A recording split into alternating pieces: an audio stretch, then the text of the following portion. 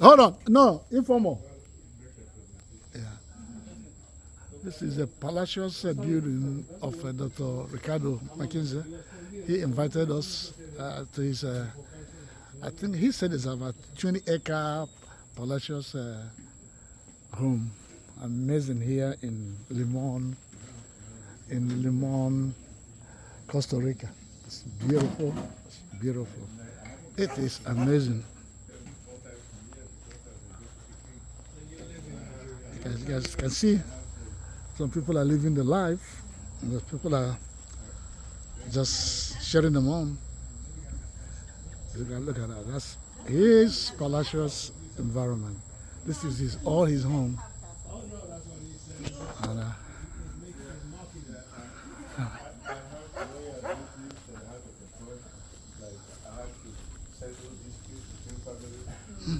The prime minister I have is not political, it's cultural. So okay. When the wife and the husband are fighting. They come to my court, then I resolve the matter. Oh, no, two brothers, yeah, I'm gonna father take pictures left now. you property. Don't push your it, brother, just you hold were it. fighting for the land, and I come and I solve the problem. Yeah. So we don't take everything to court. We can resolve it. The elders can come together with the king, and we solve every problem. Okay, so, have you said it? yeah, They have to start again. Yeah, start all over because first of all, took a picture of the environment, Very good. video of the environment. So, again, I'm going to make it short. Again, welcome everybody. Welcome my Igbo brothers and sisters. Welcome to Costa Rica. Welcome to Limon, the province of Limon. This is Siquirres for you, which is one of the counties of Limon. I am really, really happy to have you guys here blessing us with your presence. And without much more ado, I want Dr. Ugochi to say a few words and present herself. Tell her your doctor in the name. I should. Dr. Mckinze wants to remind me to remind you that I am a medical doctor. I'm an internist in California, and colleague of Dr. Mckinze. I met Dr. Mckinze many years ago. He has a very important medical group in Southern California. I take care of some of his patients. He doesn't pay me that well, but no, that's kidding. They're very generous. And so we go way back. We go far back. And I'm very, very grateful for having met Dr. Mckinze. We have forged a very, very strong relationship. And proof of it is that he's here with us. Okay. Yeah. Good afternoon. Right? Good afternoon, everyone. Okay. Said I should raise my voice. Good afternoon, everyone. If my voice is so high, don't pardon me because I was instructed. I love to take instruction. So, my Prime Minister is one sitting. I have to acknowledge him, and then who happened to be the chairman of the board of this organization here, and then vice chairman of the board, Mckinze and the wife who is a member of our organization, and I want to, and I thank you all for listening. I want to introduce myself. I'm Dr. Josephine Ozamaka Agwoji. I'm a native of Abagana. Abagana is a town in Anambra State, and Anambra State is in Nigeria. But I reside in New York. As an educator, I worked in Nigeria as an educator too, an administrator before I relocated to New York, and then I continued in that field. So I'm not a medical doctor, I'm a doctor of education, and I specialize in administration and supervision, which I worked in those areas, both in Nigeria and United States, in New York, United States. I worked with Department of Education, and then I worked again with, as an adjunct professor with CUNY University but they wanted to retain me, and I found out that if they retain me, the money is going to be smaller, so than what I was getting from DOE. And then I said no, so I had to take an early, what they call early retirement, and because I have passion working with people, working with children, and I feel my own thing, which I love very much. But I'm a home person, and I like to work with community because I do community work. So if I did not take an early retirement, I wouldn't be able to partake in this beautiful trip. And I want to use this opportunity to thank Dr. Mckinze for pressing on and invite our Prime Minister. And I want to thank our Prime Minister for reaching out to us. And I'm here not just as Dr. Agwoji, I'm here today as the president of CISA. So that's why I'm able to come on this platform now, representing this organization, because when I took over in January, I had promised them that I'm not just going to be present on paper, but anywhere that requires CISA present, I'm going to be there. And then what I did for myself was to make it easier for anyone that sees and see, you see CISA president, and it says the year, so you know that by 2005, after 2005, you're not going to see me in that position because I'm done. So having said that, we just completed the festival, which we have every year.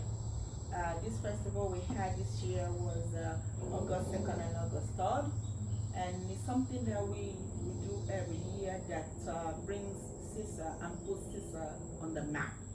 And I happen to be the first woman to take this position. And thanks to my chairman of the board and the vice who put their foot down and say, hey, no, we want you to be in this position, because I didn't campaign for this position. So they put me there, and I'm grateful that I'm experiencing this kind of, even though it doesn't go well with some men, but then I have to do the job, right? Since I like to serve my community, I'm serving my community with happiness, and we're getting things done. So anyways, we hold this festival. We were holding it before in Virginia, but we now started to hold it now in Brunswick, Georgia. We started that last year because we kind of look at the history of our ancestors who were brought over to the United States in 1803 and promised jobs.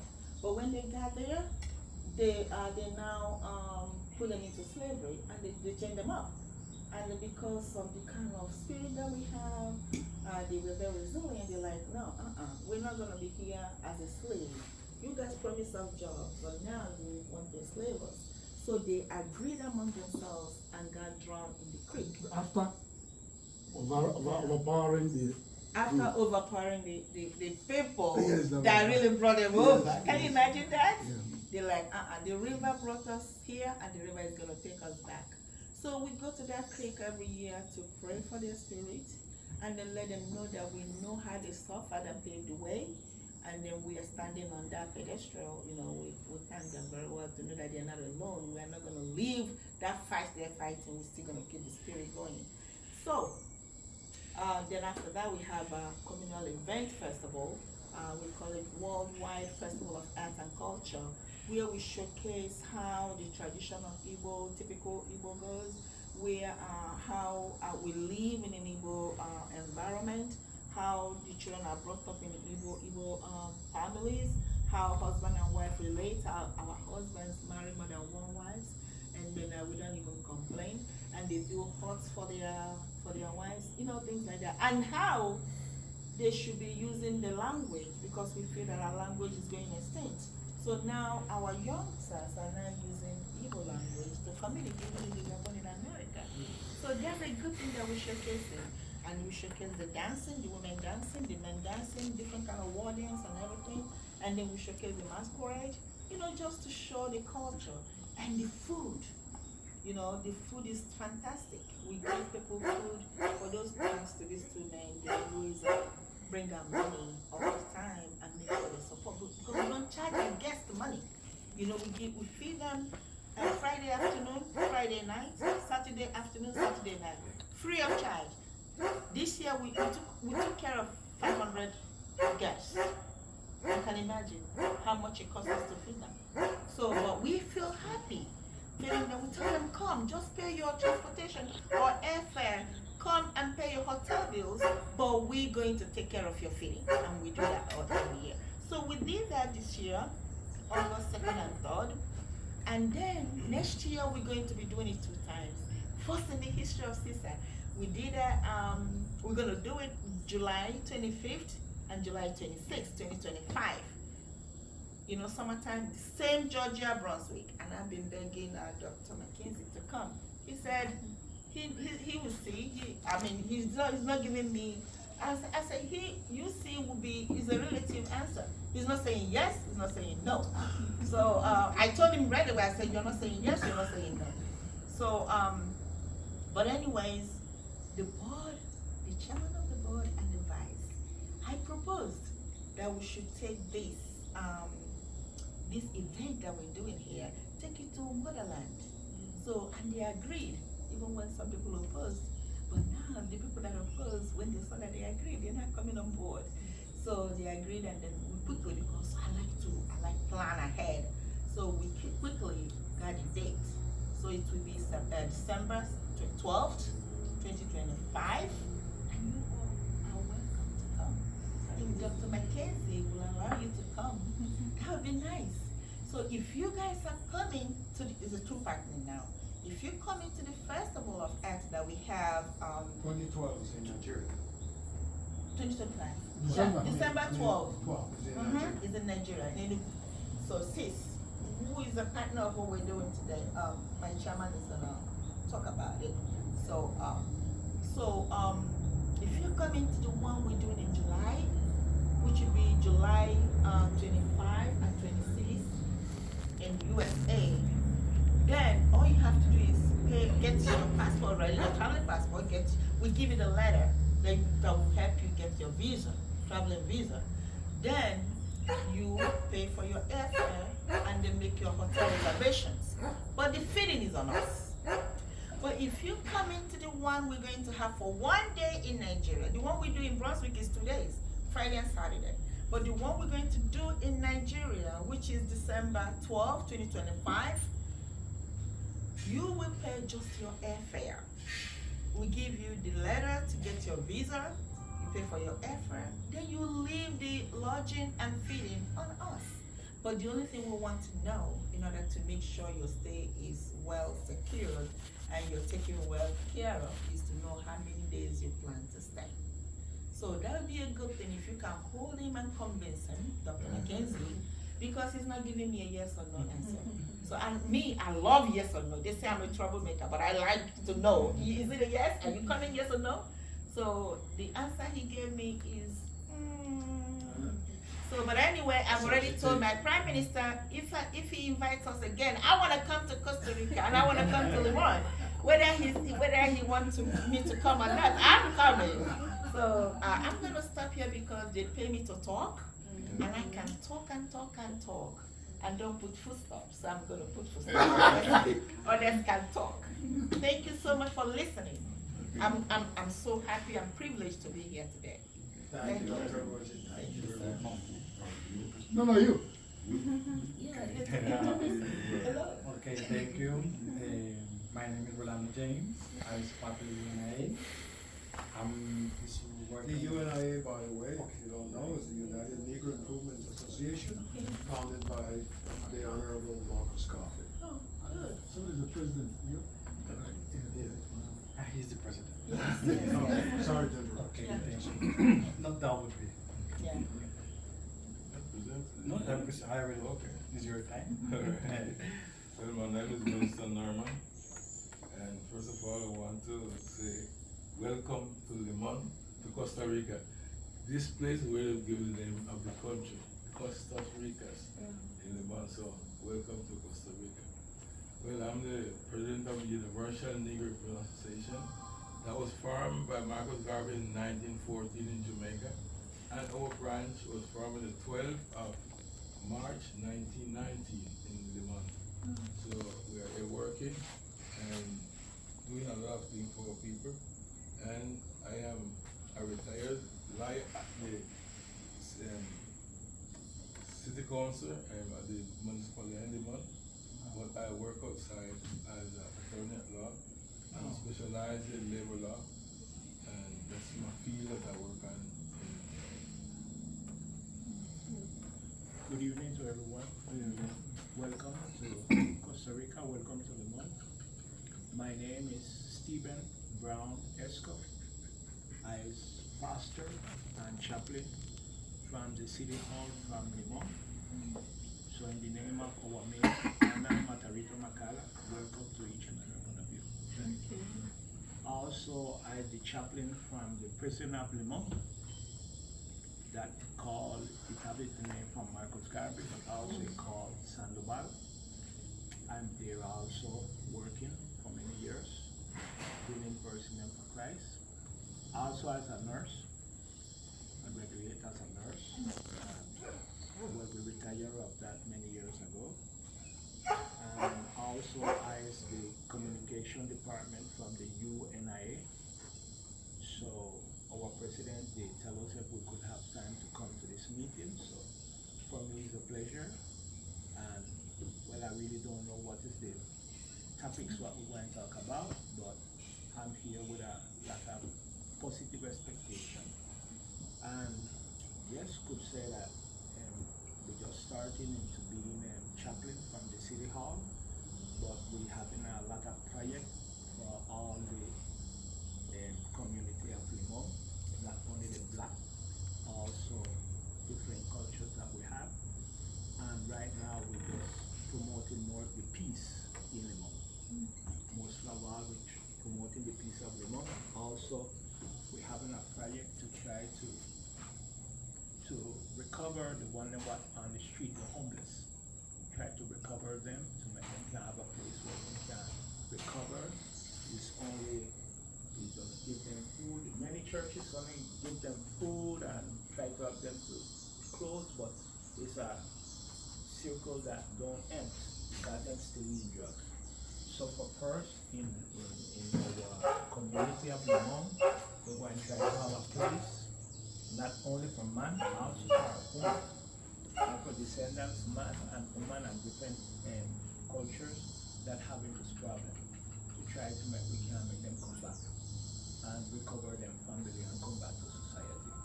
So thank you very much to receive me in this meeting, and God bless each and every one of you. Thank you. Bless you too. So good afternoon. My name is Laura Hall. I am Mr. President second. I am called Lady President or Vice President of the Universal Negro Improvement Association, branch 341. Also, I have been also, and he didn't mention it because he is actually member of the Central American Black Organization, a network of more than 45 Black grassroots organizations from Belize, Guatemala, Honduras, El Salvador, Nicaragua, Panama, Costa Rica, and Afro-Central American people living in United States, mainly in New York. So I have served as vice president of that organization before, and I also was candidate to the vice presidency of Costa Rica in the year of 2018. And I have done a lot of things, but I'm very grateful to be here. Welcome, welcome, welcome. On the continent of Africa, I have only had the opportunity to be to Ghana, to Accra, to the door of Elmina Castle, to be specific, and to Kumasi. I look forward to being to Nigeria. See, that's what I want to hear. I'll say yes. I envision that trip, and if he's going, and if we can convince him, we'll be happy to take useful people. As Marcus Garvey said, we don't need everybody back there, but we need those who are going to put their time, treasure, and talent to uplift our community. much everywhere we feel at home. And you're so welcome. And I'm also an educator, so you inspired me by listening to you. Really. Welcome, welcome. My name is Edwin Cyrus. When as Dr. Mckinze mentioned, he's my cousin. Unfortunately. Relate with it. Now you're gonna have to explain. You told him I wasn't paying you. Now you have to explain. Because it's a tall hill to yes, climb. because they just we get in confidence, and he told me he came over here with the plane full of dollars, but I don't see them. No, I'm just kidding. He sends money with cargo. Yeah. No, I'm by principle. I studied agriculture, engineer, and then forestry, and then environment, and I was involved in all this environmental agenda, and for many years I was the focal point of the Costa Rican government to attend several international, let's say, treaties that deal with environment and protective of biodiversity. And through that I was able to visit Africa twice, when I went to the French-speaking countries, Congo, and we had, it was a nice experience because it was a summit where Jacques Chirac, President of Prime Minister of France, was going to be present with all the African leaders, presidents of these French-speaking, that was held in Brazzaville. And they invited Costa Rica because Costa Rica, well, it's known by two major things. It's freedom and democracy, and also its compromise, and also a strong agenda in protecting the environment. And we was very successful in protecting the forest and recovering deforestation, having more forest land than deforestation. So they invited us to give a special speech to this summit, and also to express the hope could they develop this system that we have, that is payment for environmental services. So if what we do here in Costa Rica, that if the owner of the land protect the forest and water and wildlife, they receive compensation from the government. So that is really, Costa Rica was pioneer in the world, and that gave us this leading position, and we was always invited to all these type of meetings around the world. So it gave us opportunity to really travel to India, Africa, Europe, South America. So I had a lot of chance to travel. But I retired 4 years ago, and there was a recent organization that was created for the Afro descendants of the Southern Caribbean, where you are going to stay. And the priority was to protect the land rights of the Afro Costa Rican, because according to different laws, the Afro Costa Ricans are losing their land.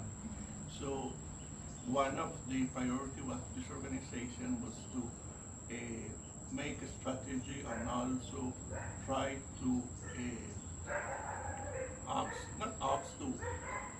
let the international institution and organization know that according to the Costa Rican law, there was a lot of, let's say, risk that Afro descendants in the near future would stay without any property, any land. We said, you're not a man without a land.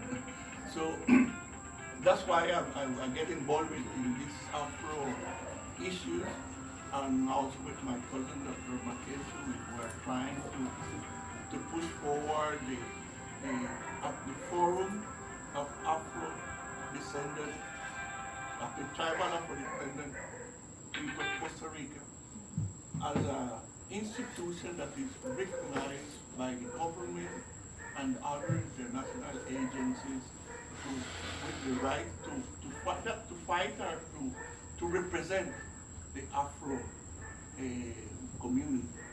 And one of these major organizations that we're looking forward to lead this process is the UNIA, the United Legal Improvement Association. One of the reasons why they're here with us this afternoon. And we also want to learn a lot more from, let's say, our motherland. We don't really have much.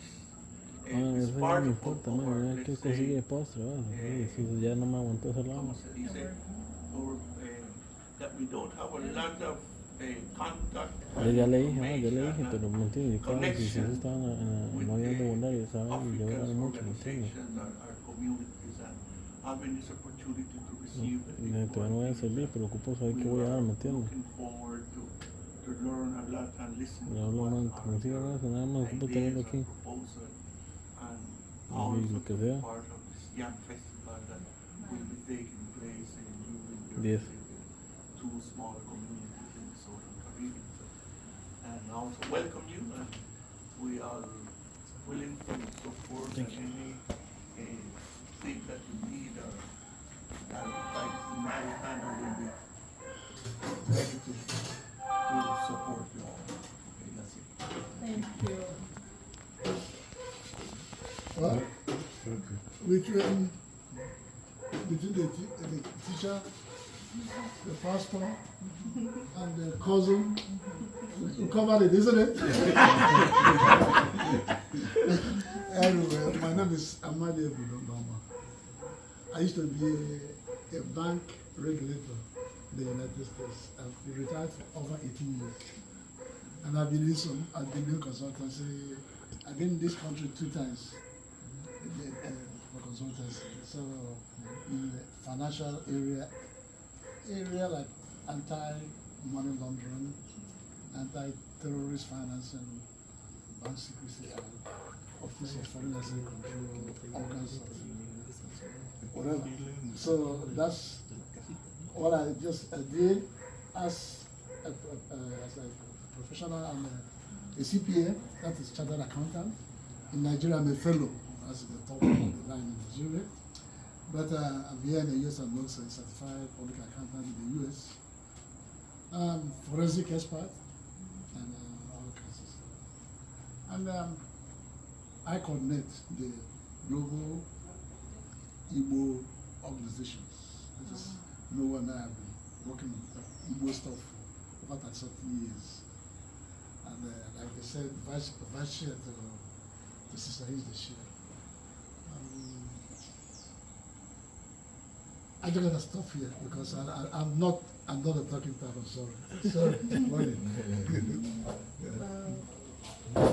I'm glad to meet all of you. By the way, excuse me. I will remiss if I don't say thank you to Dr. Ricardo Mckinze. Let put all the words straight. Because no, let me say this. Sometimes you don't know people until you know people. When he came to me, because he was looking at the airport, looking for us, and he said, I'm mad. I said, yes. He said, I was suspicious in the first place, honestly. Honestly. And I just kept on. I know he was real. All of a sudden, the way he presented, if he come here and see this and saw the way he presented to me, he would say, what the heck is that all about? So, I mean, he's a humble, gracious, but very powerful human being. Thank you. Thank you. Thanks. Thank you.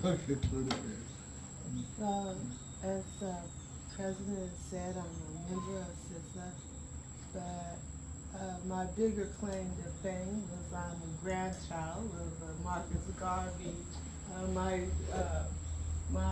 grandfather was a member of Marcus Garvey movement, so I always felt a great deal of pride about my grandfather being a Marcus Garveyite. So to meet some fellow people who can say that they too are still representing Marcus Garvey is really a fantastic thing. When I came here and I saw the Pan-African flag flying at the Capitol, I was like, oh wow. And for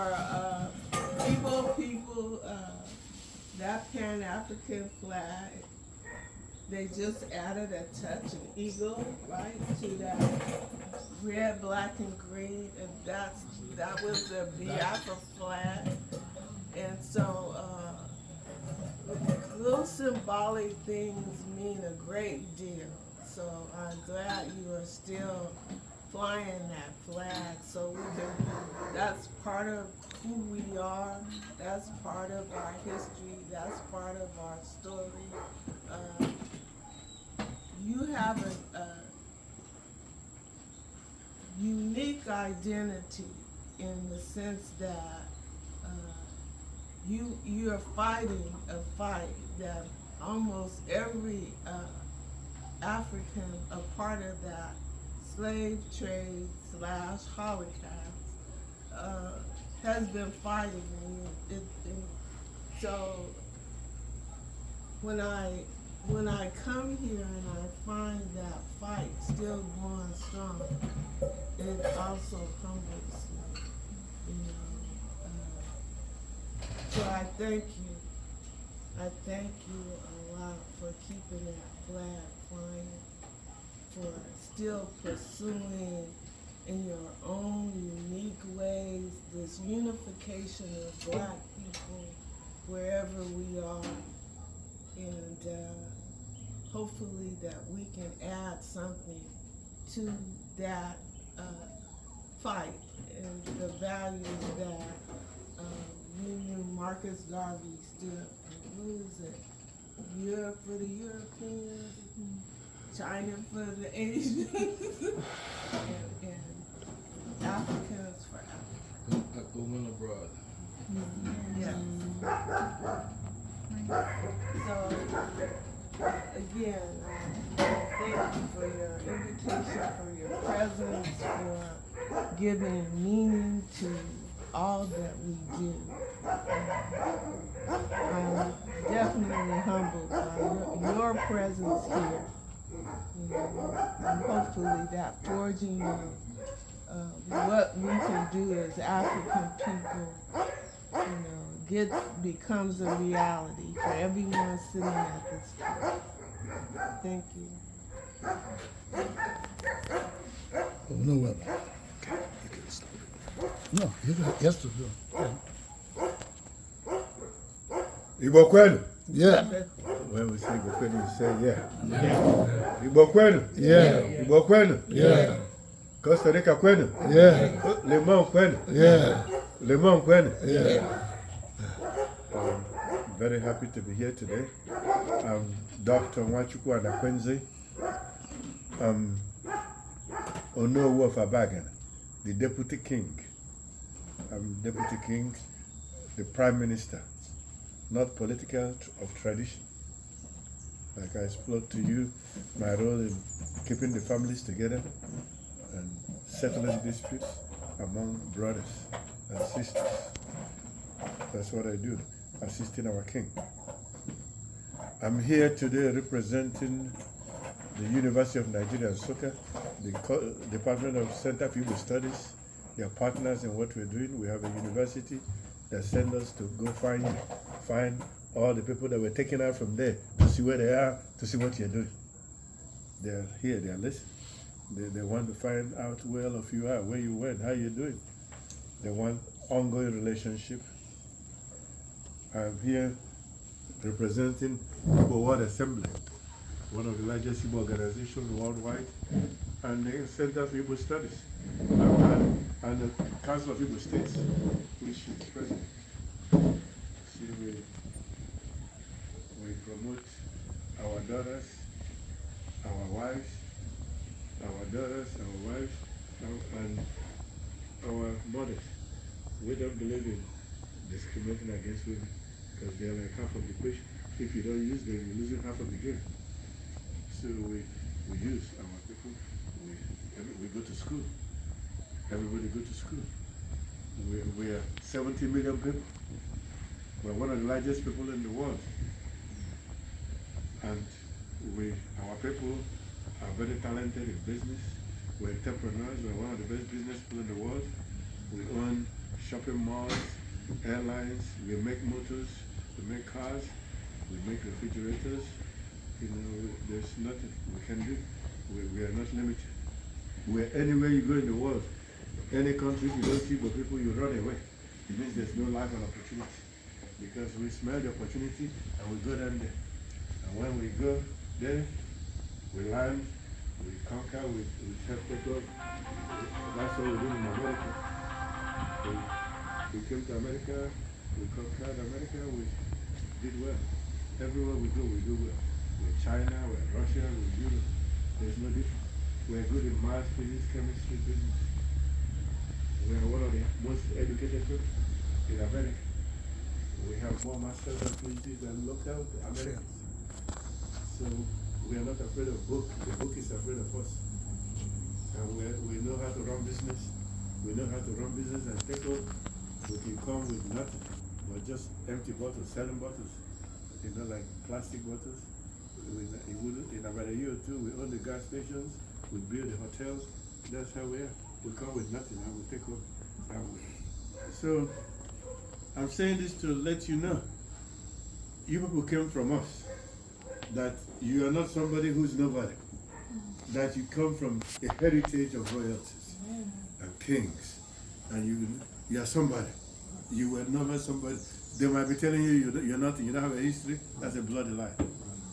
That's what my job is here, to let you know that you come from rich heritage. In Africa, we have more minerals, coal, iron, copper, oil, gas, more than anywhere in the world. They just need to be developed. We need to work together. That's why I'm here, to reconnect, to connect with people who went out. We want to know where they are so we can still work together. You don't have to come back there to live.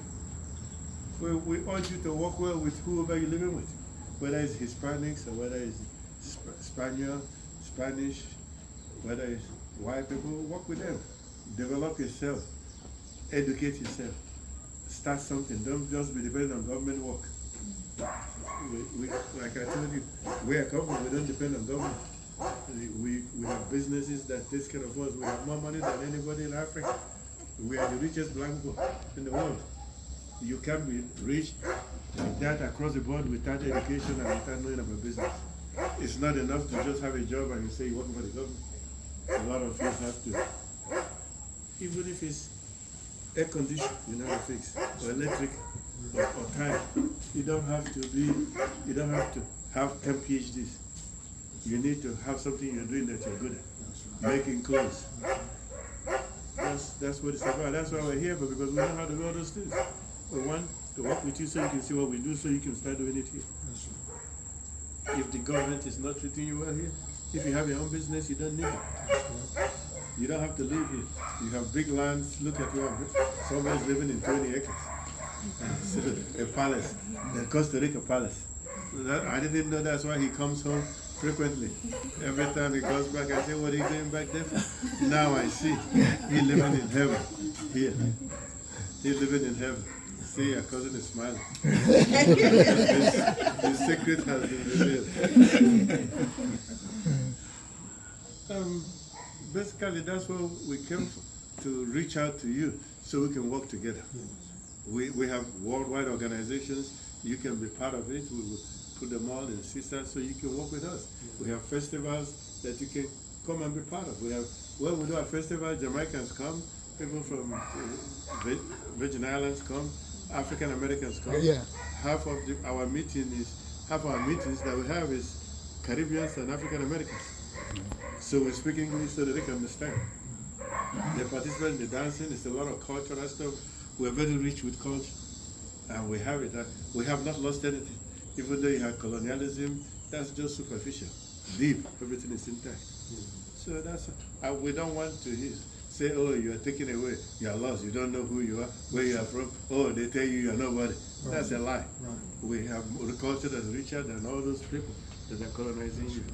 And then our culture is very rich, it's very deep. We have lost nothing.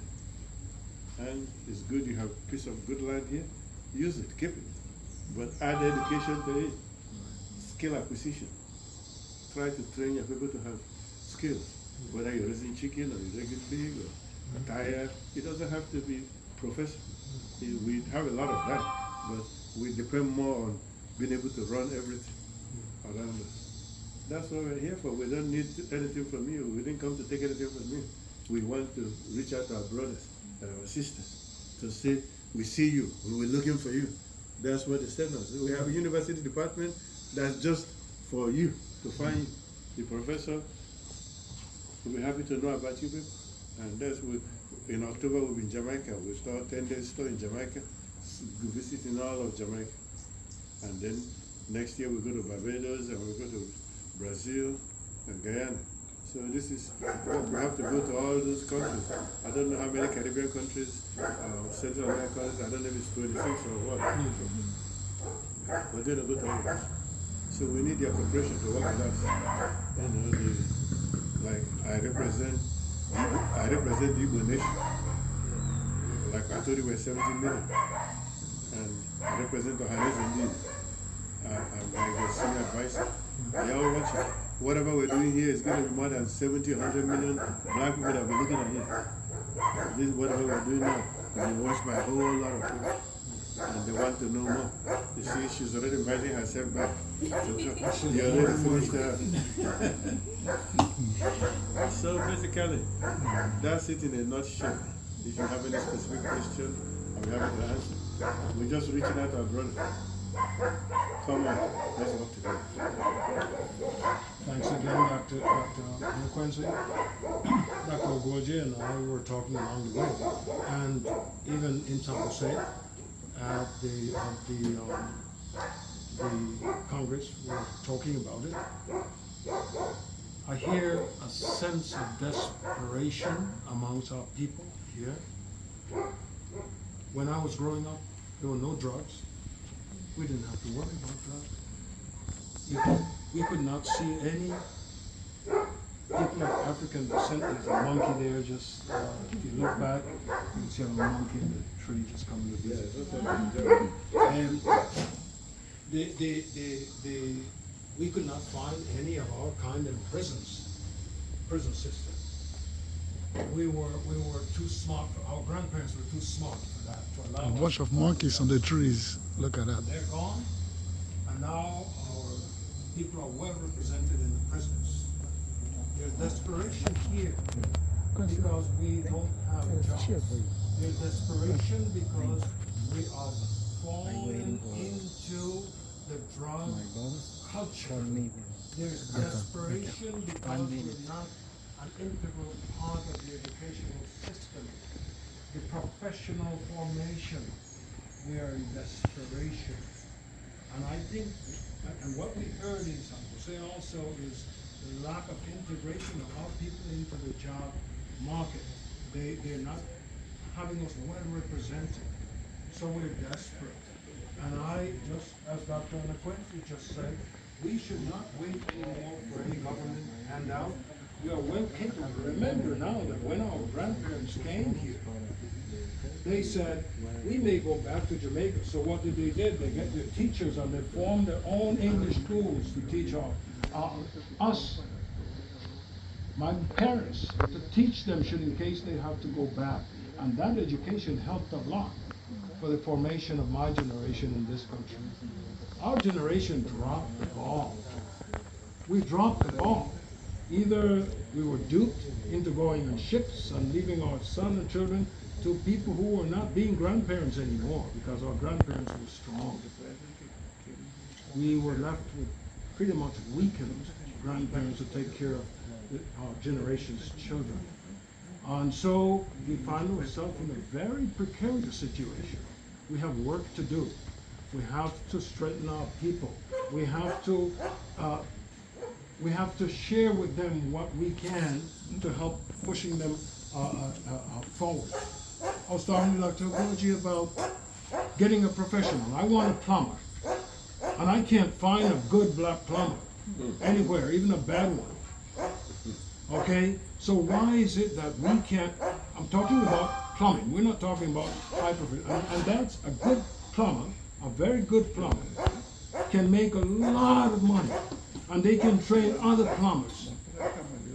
I cannot get anybody around here. I could not get anybody to work here and do the kind of quality work that I wanted. I had to get them from San Jose. And my best plumber that I just love, I mean, he was not of African descent. He died of cancer of the bladder. He was gone. And I looked around to try to find someone else. And I would love to find my own of African roots. We don't have any. We need to start training our young people to be good electricians, good barbers, good, and do a business with these things, not waiting to be some big time professional. Those are the places that you make a lot of money. You're a good plumber and you give good service. As Dr. Boji said, inside of it, honest, because honesty is an integral part of all of this. If you're not honest, no matter how good you are, nobody wants you around.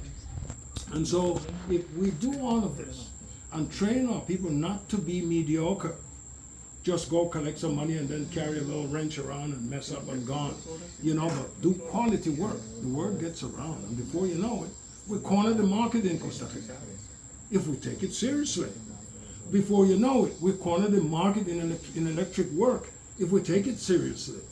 Not just working for 25 cents today and put it in the pocket and you're gone, and when you're broke now you answer the call that you should have answered a month ago because you're broke and you want. So we need to train our children to be business people. We need to do that and stop being desperate. We're getting desperate, but we're not doing really anything. The real groundwork to form our young brothers and sisters. That's what we're here for. That's what we're here for. And thank God for the strengthening ties. It won't be the last time you see them, and it won't be the last time you see another African leader from other countries to come here and sit with us and try to forge those ties that we so desperately need. Yes, sir.